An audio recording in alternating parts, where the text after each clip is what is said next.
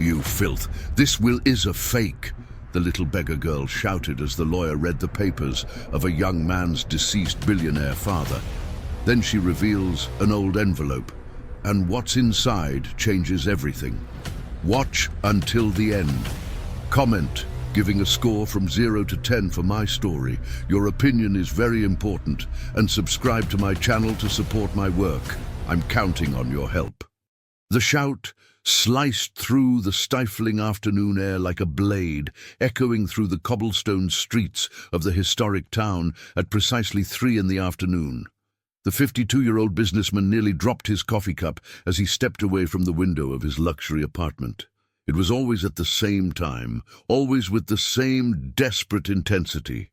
For 3 weeks straight, that sound had been coming from the clapboard house across the street, a faded yellow 2-story structure with peeling blue shutters that clashed with the elegance of the modern building where he lived. "Must be a kid throwing a tantrum," he muttered to himself, adjusting his tie before returning to work. As the owner of one of the largest construction companies in the region, he was used to solving complex problems, but he preferred to keep his distance from other people's dramas.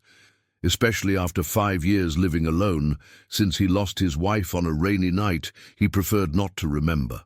His fortune had been built brick by brick, investment by investment, but the money had never managed to fill the void she left. Across the street, inside the clapboard house, the 4-year-old girl cowered in the corner of the kitchen, her big eyes unable to comprehend why her aunt hated her so much. The 38-year-old woman firmly held a metal spoon that she had heated on the gas stove, her eyes red from the alcohol fixed on the child, trembling before her.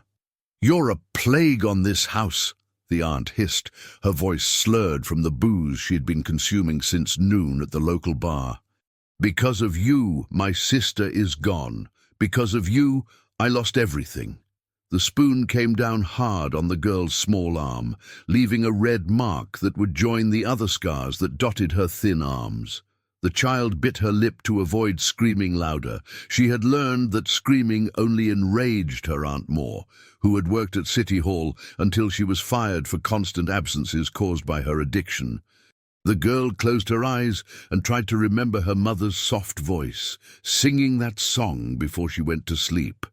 It was all that was left of her now, fragments of memories and a melody that insisted on echoing in her mind during the most painful moments. "Stop whining," the aunt grunted, putting the spoon back in the drawer as if it were the most natural gesture in the world.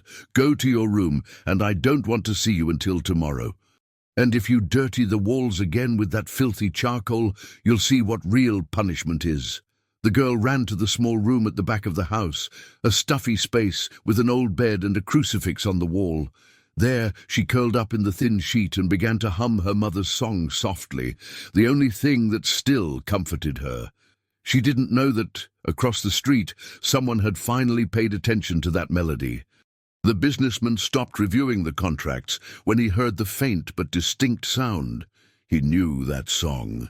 His wife used to sing it when she was cooking, a folk song about free birds. But where was it coming from?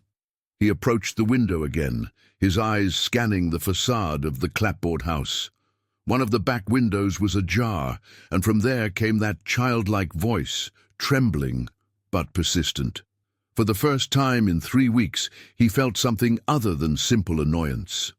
There was something in that voice that struck a sensitive chord in his chest, something that reminded him of responsibilities long buried under layers of work and isolation. Next door to the clapboard house, the 61-year-old retired teacher was watering her begonias when she heard the girls singing. Unlike the businessman, she could no longer ignore the signs. During her 40 years teaching elementary school, she had developed a sixth sense for children in distress, and that voice carried a pain that made her heart ache. "That's strange," she thought, watching the windows of the neighboring house, a family she had known for decades. The aunt had always been problematic, but since she took custody of her orphaned niece, something had changed in the air of that house. The girl never played in the yard, never ran through the streets like the other children in the historic town. The teacher dried her hands on her apron and made a decision. The next morning, she would pay a courtesy visit to her neighbor. It had been a long time since they had spoken properly, and maybe it was time to get to know the little girl better. Meanwhile, the businessman remained at the window, an uncomfortable feeling growing in his chest. The music had stopped, but something in those few minutes had awakened memories that he preferred to keep dormant. Memories of a former employee who had resigned abruptly 5 years ago, a few months before the accident. She was a kind woman, always humming while organizing the construction company's files. Then, suddenly, she had simply disappeared from his life, leaving only a formal resignation letter and many unanswered questions. He had never thought about her again until he heard that familiar song echoing from a house where a child seemed to be suffering in silence. The sun began to set over the mountains that surrounded the town when the girl finally fell asleep, exhausted by pain and fear. Her small fingers squeezed the sheet, and in her dreams she flew like the bird she secretly drew on the kitchen walls with pieces of charcoal found in the yard. Across the street, the businessman closed the curtains and tried to get back to work, but he couldn't concentrate. Something had changed that afternoon, something he didn't fully understand yet. For the first time in years, he felt that perhaps it was time to pay attention to what was happening beyond his own windows. His wealth had given him comfort, but it had also isolated him from the suffering that was happening so close to home. Night fell on the historic town, but the echo of that children's song continued to resonate in the mind of a man who had spent 5 years running away from his responsibilities and a retired teacher who had never been able to ignore the suffering of a child. The next morning brought with it the aroma of fresh bread from the local bakeries and the typical movement of the historic town, awakening for another day. The retired teacher put on her best floral dress and combed her grey hair with extra care. There was something in that child's voice that wouldn't leave her alone, an echo of hopelessness that she recognized from her years as an educator. At 9 o'clock sharp, she knocked on the door of the clapboard house. The sound echoed through the silent interior until shuffling footsteps approached.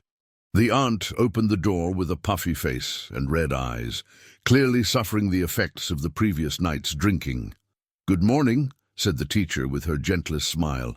"I've come to pay a courtesy visit. It's been so long since we've had a proper conversation."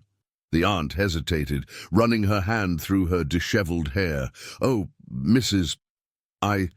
It's not a good time. The house is a mess."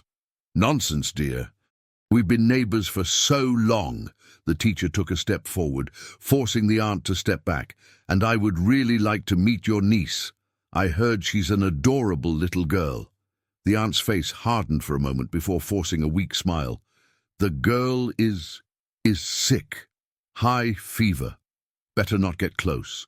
At that moment, a soft noise came from the kitchen, the sound of something being dragged on the floor. The teacher perked up her ears, immediately recognizing the sound of a child trying to move silently. "Maybe I can help," the educator insisted. "I have experience with sick children. Raised 3 kids, you know how it is." "No need, no," the aunt replied quickly, blocking the entrance with her body. "I already took her to the doctor. It's just a cold. It'll pass soon." The teacher noticed the aunt's nervous hands, the way she avoided eye contact, and especially the strong smell of alcohol that emanated from her, even though it was so early. All the signs she had learned to recognize during decades dealing with troubled families. Across the street, the businessman watched the scene from his window while having breakfast.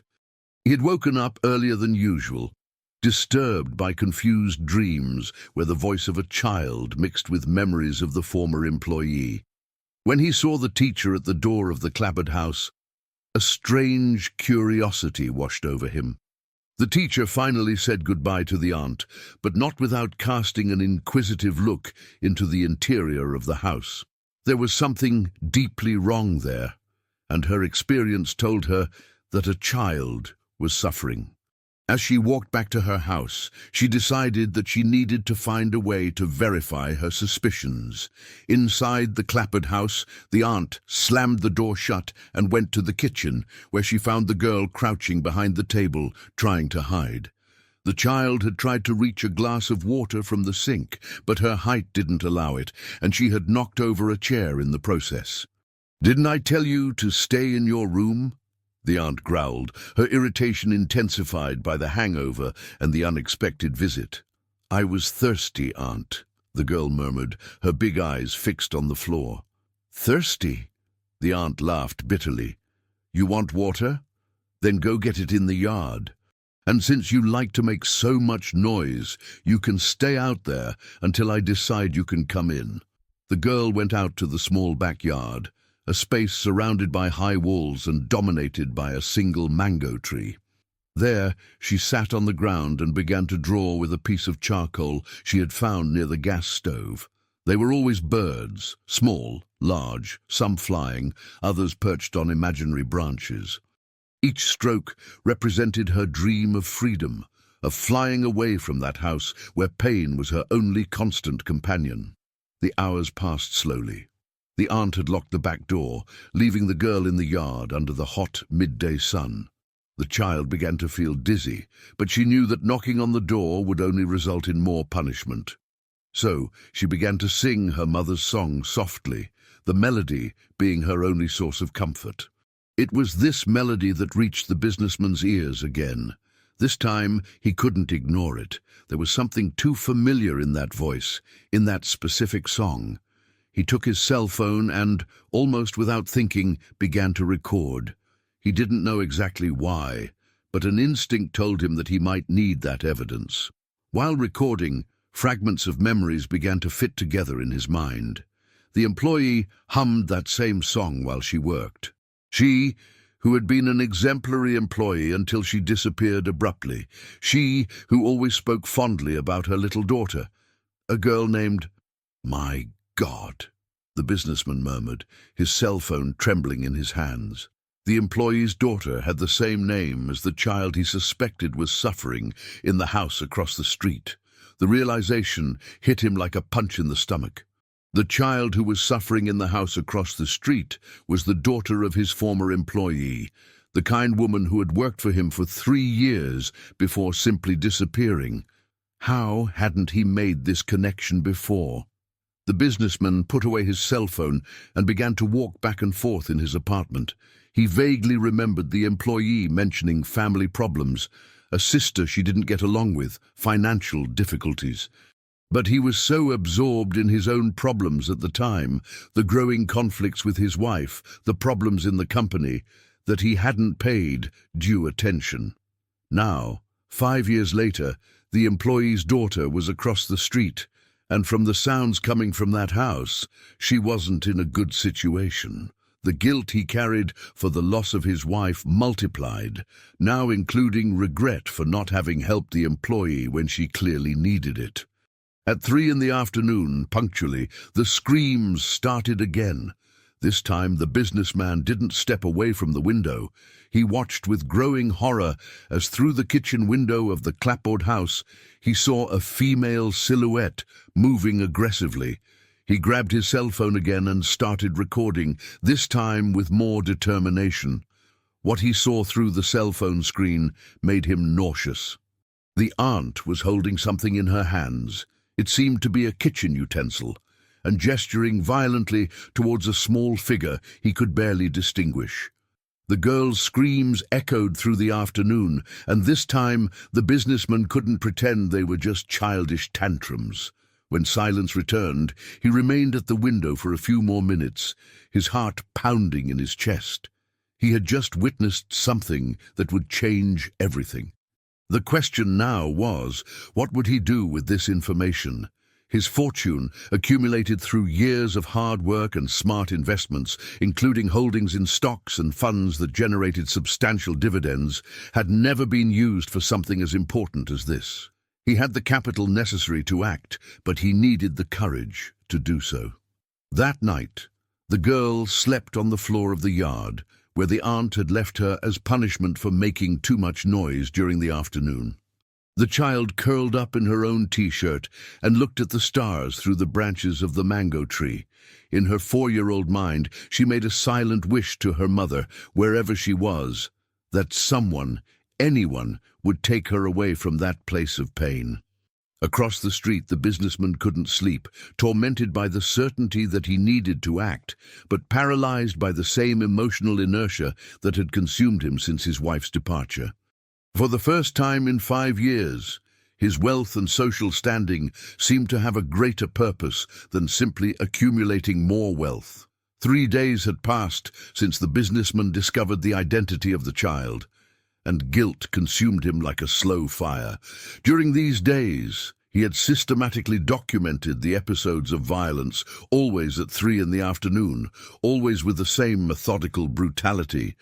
His collection of videos and audios grew, but his courage to act remained paralyzed by the same cowardice that had haunted him since the night he lost his wife.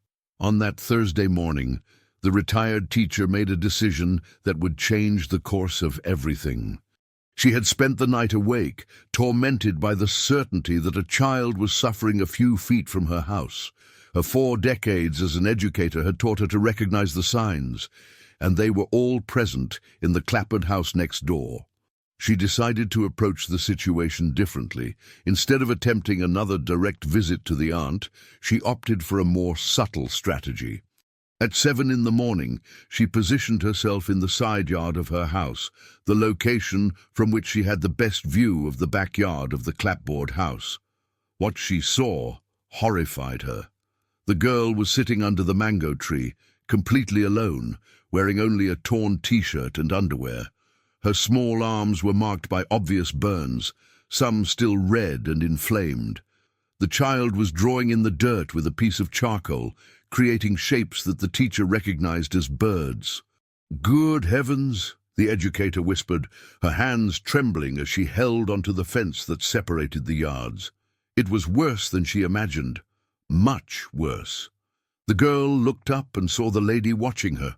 For a moment, the two stared at each other in silence. Then, to the teacher's surprise, the child smiled, a weak but genuine smile, and waved shyly. "Hi, Grandma," the girl said in her tiny voice, using the affectionate term she gave to all older ladies. "Hi, sweetheart," the teacher replied, struggling to keep her voice steady. "Are you okay?" The girl glanced quickly at the windows of the house before answering. "I'm fine. I'm just drawing birdies." "That's nice. You like birds?" "I like them a lot. They can fly wherever they want," the child replied, her big eyes shining with a sadness that broke the teacher's heart. At that moment, the aunt's rough voice echoed from inside the house. "Where are you, girl?" The terror that instantly took over the child's face said everything the teacher needed to know. The girl got up quickly, wiped her hands on her t-shirt, and ran into the house, but not before looking one more time at the teacher with an expression that screamed for help. The teacher remained in the yard for a few more minutes, processing what she had seen. The burns, the fear, the way the child reacted to the aunt's voice. Everything confirmed her worst fears. She could no longer pretend she didn't know what was happening. Meanwhile, across the street, the businessman had witnessed the entire interaction. Through his window, he could see the neighboring yard, partially, and the sight of the marks on the girl's arms made him feel sick. For the first time in 5 years, he felt a genuine rage burning in his chest. The employee had trusted him in some way, even if indirectly, even if he didn't know it at the time. She had left her daughter in the care of a family that lived in the same town where he lived. And now, this child was being tortured, while he watched from his comfortable window, paralyzed by his own cowardice. At 11 in the morning, the teacher made a courageous decision. She put on her best dressy outfit, grabbed a tray with homemade cookies that she had prepared as a pretext, and headed again to the clapboard house. This time she wouldn't take no for an answer. The aunt answered the door reluctantly, clearly annoyed by the neighbor's insistence. "Mrs., I already said it's not a good time." "Honey, I brought some cookies I made yesterday," the teacher interrupted firmly. and I insist on getting to know the little one better. As old neighbors, it's our duty to support each other. Before the aunt could protest, the teacher had already entered the house, using all the authority that decades of classroom had given her. The interior of the clapboard house was dark and smelled of mildew mixed with alcohol. Old and poorly maintained furniture occupied the living room, and there was a heavy atmosphere that made the air seem difficult to breathe. "The girl is sleeping," the aunt lied, blocking the way to the back of the house. "That's a shame. Maybe another time then," said the teacher, but her experienced eyes had already catalogued several disturbing details. Dark stains on the kitchen floor that seemed to have been poorly cleaned, a metal spoon left on the stove, and mainly small charcoal drawings on the walls that had clearly been made by a child. At that moment, a low sound came from the direction of the kitchen, a muffled sob, almost imperceptible. The teacher and the aunt froze. The silence that followed was tense and revealing. "Must be the neighbor's cat," said the aunt quickly, but her voice trembled slightly. The teacher smiled and nodded, but had decided she had already seen enough. "Well, I'll let you rest then. But remember that I'm always next door if you need anything. Anything at all." The teacher's tone made it clear that it wasn't just a casual offer of help. It was a subtle but direct warning. After the educator left, the aunt slammed the door shut and went to the kitchen, where she found the girl curled up behind the gas stove, trying to hide. The child had cried when she heard the teacher's gentle voice, remembering the kindness she had once known. "You were making noise," the aunt accused, her eyes already shining with familiar rage. "No, aunt, I didn't make noise," the girl protested, but her small voice sounded weak even to her. The aunt picked up the metal spoon that was on the stove and placed it directly on the flame. The girl recognized the ritual and began to tremble. She knew what was coming next. "You want to get attention, don't you?" the aunt hissed while the spoon heated up. "You want the neighbors to come here and ask questions? You think I don't know how to take care of you?" Across the street, the businessman had positioned his cell phone in the window and was recording again. This time he managed to capture not only the sounds, but also partial images through the kitchen window. What he saw made him make a decision that would change everything. He could no longer be just a silent observer. The employee had been a good person, a dedicated employee who always spoke of her daughter with love. This child was his responsibility now, whether he wanted it or not. His wealth, his investments in Bitcoin and diversified holdings, all his assets built over the years, none of it had value if it couldn't be used to protect an innocent child. While the girl suffered another episode of systematic torture, the businessman made a call he hadn't made in months. He called his personal lawyer, an old college friend. "Bob, I need your help with a delicate situation," he said, watching through the window as the girl's screams echoed through the afternoon. "It's about a child, and I think it could be a matter of life." The lawyer, surprised by the urgent tone of his friend who had lived in seclusion for years, agreed to come immediately. There was something in the businessman's voice that indicated that this time he was willing to use his capital and influence for something beyond accumulating more money. That night, after the aunt fell asleep drunk on the living room couch, the girl managed to slip silently into the yard. Her new burns were stinging, but the physical pain was less than the pain in her heart. She sat under the mango tree and looked at the stars, humming her mother's song softly. What she didn't know was that for the first time in months, someone was truly paying attention to her suffering, and that, in the coming days, her life would change in ways she couldn't even imagine. Across the street, the businessman had finally found a purpose for all his fortune that went beyond simply increasing his profits and dividends. The lawyer arrived at the businessman's apartment on Friday morning with a grave expression on his face.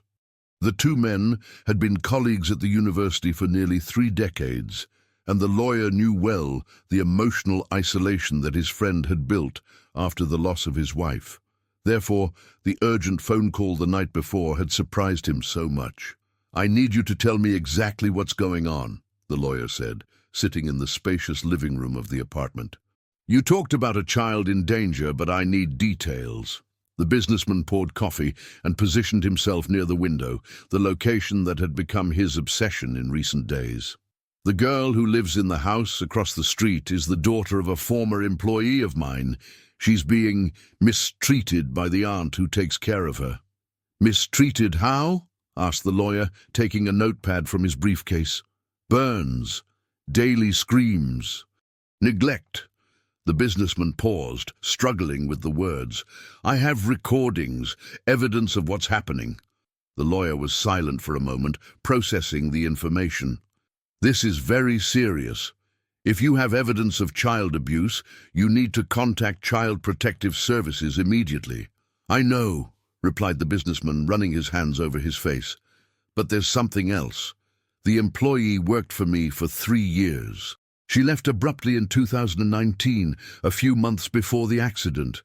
I never understood why, but now you feel responsible," completed the lawyer, understanding the emotional complexity of the situation. The businessman nodded. "If I had paid more attention at the time, maybe I could have helped. Maybe she wouldn't have needed to leave her daughter with this woman." At that moment, the familiar sound of screams echoed from the house across the street, even though it was only 9 in the morning. Both men turned to the window, and the lawyer could see the expression of anguish on his friend's face. "Does this happen every day?" he asked, horrified.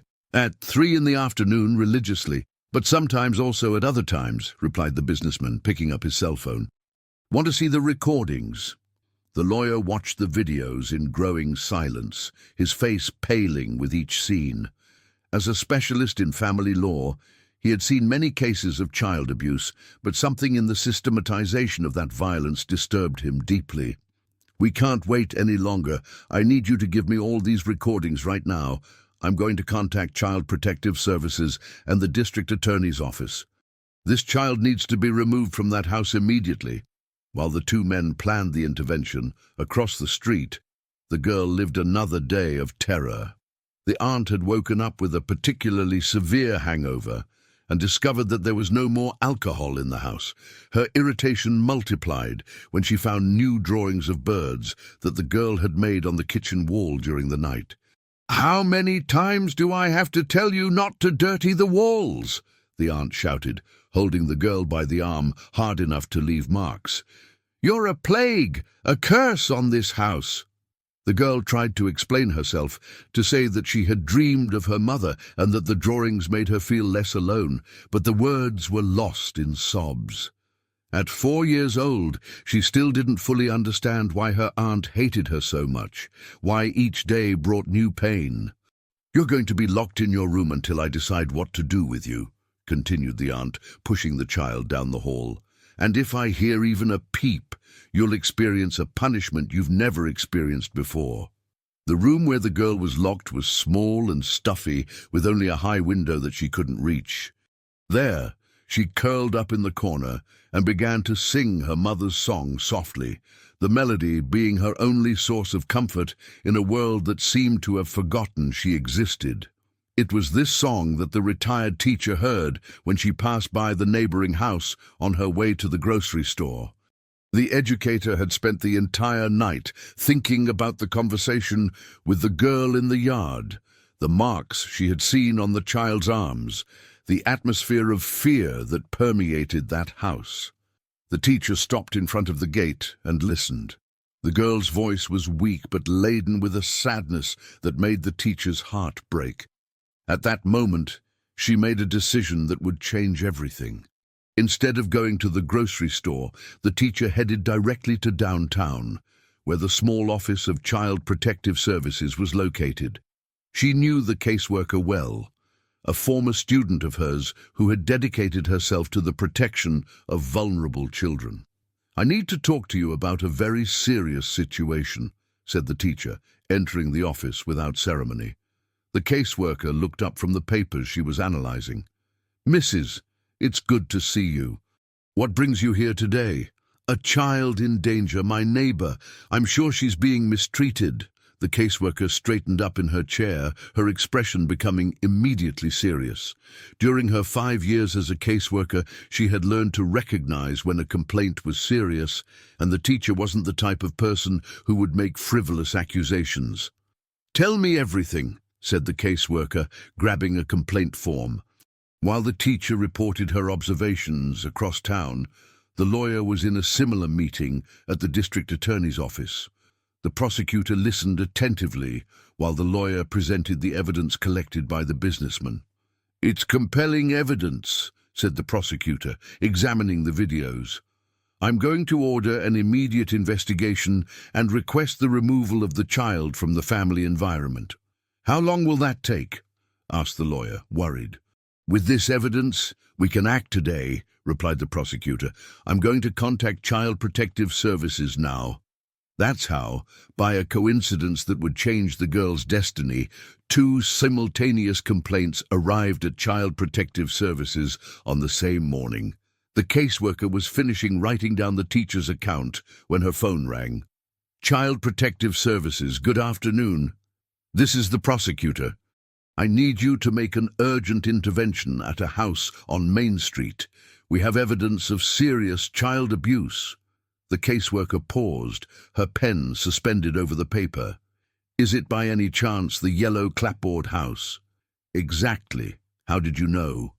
"I just received a complaint about the same house," replied the caseworker, looking at the teacher in surprise.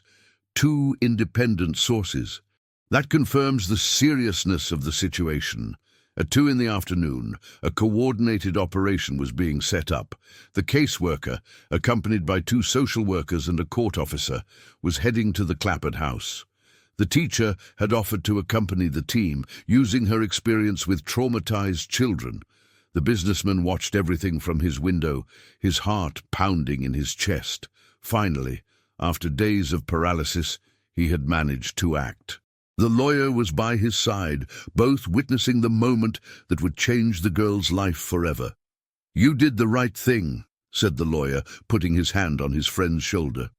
"I hope it's not too late," the businessman replied, his eyes fixed on the team approaching the Clapboard house.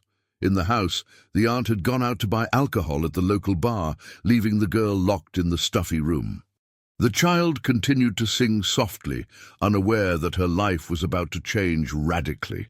When the caseworker knocked on the door of the Clapboard house and received no answer, she used her legal authority to enter the property. What they found inside exceeded even their worst expectations. A dirty and poorly maintained house, a strong smell of alcohol, and obvious signs of neglect in every room. It was the teacher who first heard the weak voice coming from the room in the back.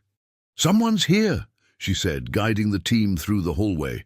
When they opened the door to the room and found the girl curled up in the corner, singing her sad song, everyone present felt a pang in their hearts. The child looked up with big, scared eyes, not understanding who these people were or what they wanted from her.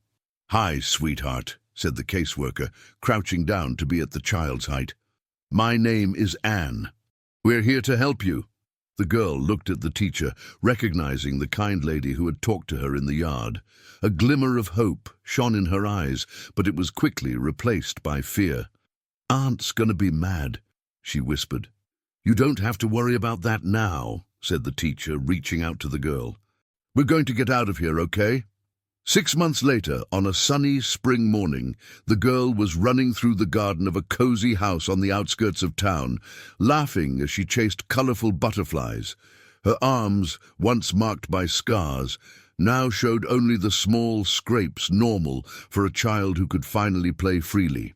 The retired teacher, who had become her legal guardian after a careful evaluation process, watched from the porch with a smile on her face. Across the street, the businessman was also watching, no longer from the window of a luxury apartment, but from the gate of a simple house he had bought near the teacher's. He had discovered that his true wealth was not in his investments or financial assets, but in the ability to use his resources to make a difference in someone's life. He had created an educational trust that would guarantee the future of the girl and other children in vulnerable situations, transforming part of his fortune into something with real purpose. The girl ran to the teacher and hugged her tightly. "Grandma, can I draw more birdies in my room?" "Of course you can, sweetheart," replied the teacher, stroking the child's hair. "Now you can draw as many birds as you want."